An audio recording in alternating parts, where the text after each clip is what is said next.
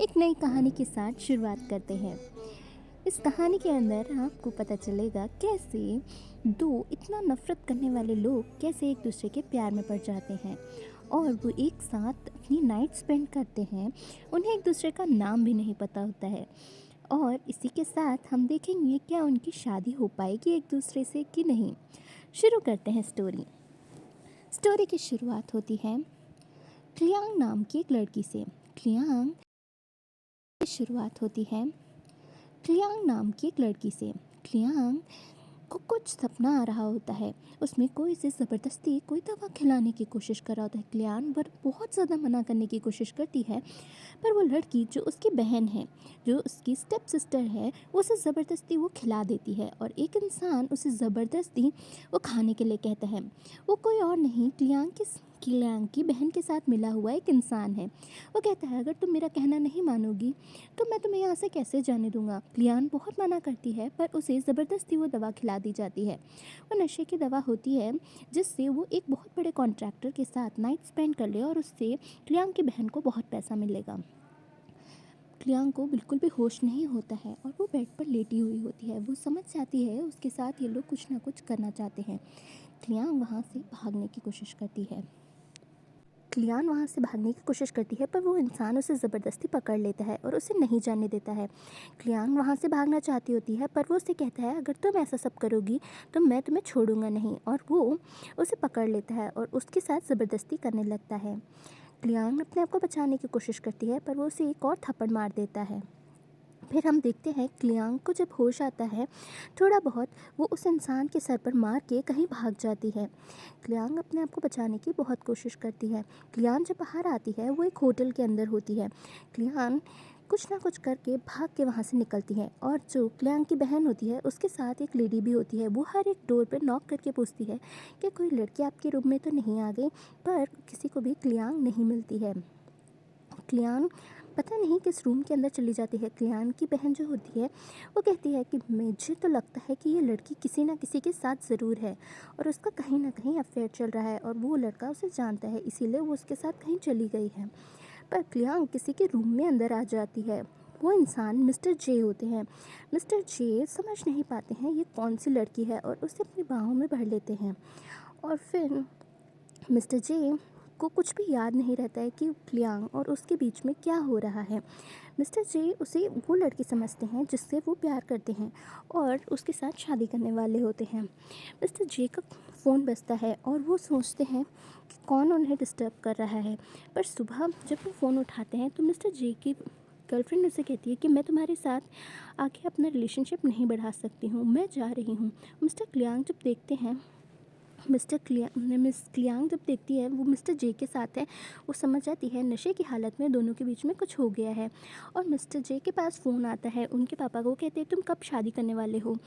तो mister J कहते हैं तुम यहाँ पर कैसे आई और तुम कौन हो, तुम मुझे बता रही हो कि नहीं, तुम्हारे इंटेंशंस क्या है। तो वो कहती है मुझे भी नहीं पता, मुझे रात में किसी ने ज़बरदस्ती कुछ खिला दिया था और मैं होश में नहीं थी।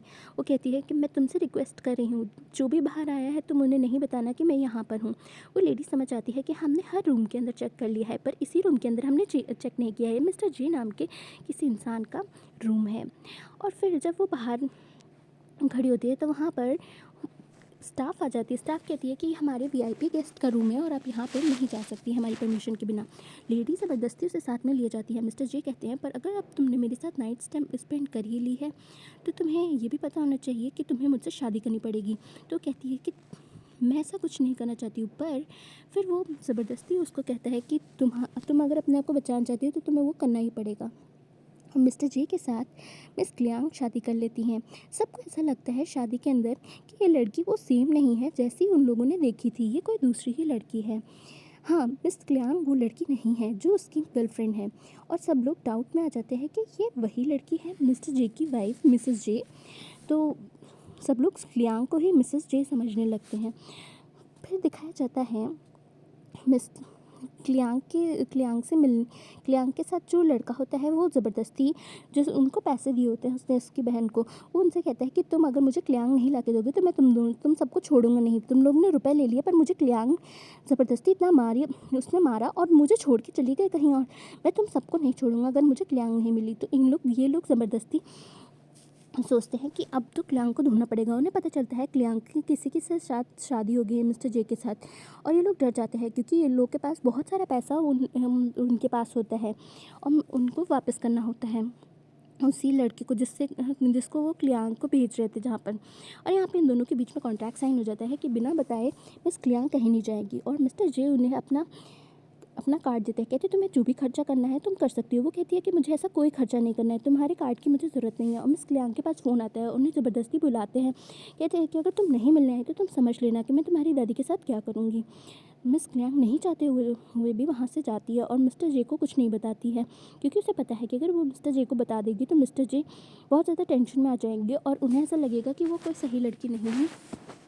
फिर दिखाया जाता है मिस क्लियांग अपनी बहन से मिलने जाती है। वो कहती है कि तुम क्या सोच रही हो, और क्लियांग और उसकी बहन के बीच में लड़ाई होने लगती है। उसकी बहन कहती है कि तुमने मुझे बताया नहीं कि तुमने किस शादी कर ली है।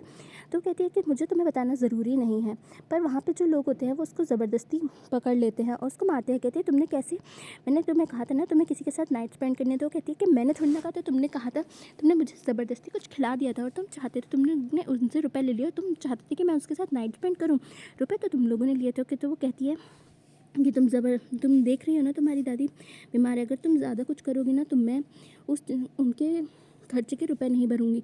और मिस क्लियांग ना चाहते हुए भी ज़बरदस्ती जहाँ पे उसकी बहन ले जाना चाहती होती है वहाँ जाती है और वो उसे थप्पड़ भी मारती है और कहती है कि मैं जहाँ बोल रही हूँ वहाँ तुम्हें जाना ही पड़ेगा। मिस क्लियांग की बहन कहती है कि तुम समझ रही हो ना तुम्हें क्या करना है। मिस क्लियांग ना चाहते हुए भी कुछ कह नहीं पाती है और मिस क्लियांग कहती है कि मुझे यहाँ से जाने दो और मुझे छोड़ दो, क्योंकि मैं तुम लोग के बीच में नहीं आ रही हूँ तो तुम भी मेरे बीच में मत आओ। पर वो मिस क्लियांग को नहीं छोड़ते हैं।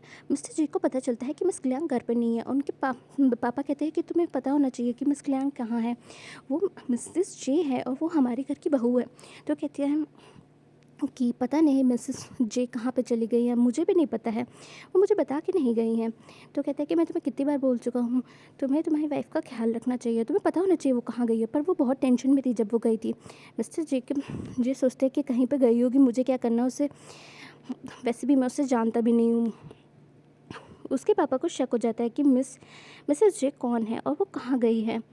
तो उसके पापा कहते हैं कि अच्छा ठीक है, मैं भी कुछ पता करके बताता हूँ।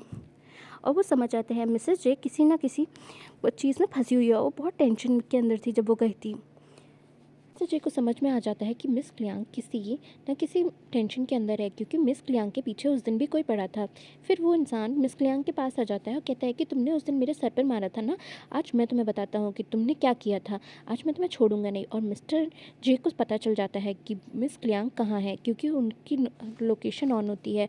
और फिर मिस्टर जे कहते हैं तुम्हारी हिम्मत कैसे हुई मेरे सामने मेरी वाइफ को हाथ लगाने की, अब तो मैं तुम्हें छोड़ूंगा नहीं। और फिर वो उस इंसान को बहुत मारता है। इसी के साथ एपिसोड